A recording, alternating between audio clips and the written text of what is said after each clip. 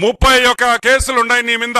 ED కేసులు 7, CBI కేసులు 11. ఇప్పుడు నిన్ను దేంతో కొట్టాలి అని అడుగుతున్నా. చెప్పుతో కొట్టాలా లేదా నువ్వే చెప్పు అని అడుగుతున్నా. 3452 3452 టైమ్స్ నువ్వు కోర్టు అడ్జర్న్మెంట్ తీసుకున్నావు, కోర్టులో వాయిదాలు తీసుకున్నావు. దానికి నిన్ను చెప్పుతో కొట్టాలా? అది ఒక వరల్డ్ రికార్డ్. 3452 సార్లు కోర్టు కేసుల్లో వాయిదా తెచ్చుకున్న ఏకైక మగాడు హాఫ్ టికెట్. ఇది మగోడు కాదు, ఏకైక హాఫ్ టికెట్ జగన్మోహన్ రెడ్డి అని కూడా నేను మనవి చేస్తా ఉన్నా. పెద్ద పెద్ద లాయర్లు పెట్టుకున్నాం. Who is who of the legal industry? Harish Salve, Abhishek Sanghvi, Mukul Rohatgi, ఇటువంటి పెద్ద పెద్ద లాయర్లు పెట్టుకుని ఈ రోజు నువ్వు జైల్లో నుంచి తప్పించుకొని కేసుల్లో ఈ రోజుకి కూడా ట్రయల్ చేయకుండా నువ్వు బయటపడుతున్నావంటే దేని వల్ల అని కూడా నేను మీకు ఎక్స్ప్లెయిన్ చేస్తా.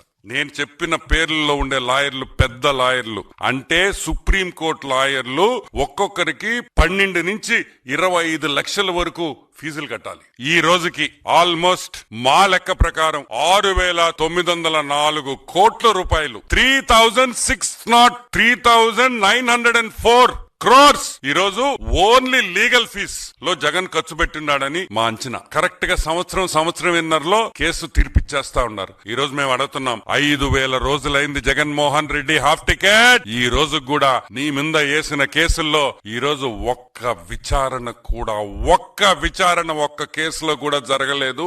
అసలు ట్రయల్ మొదలే కాలేదు.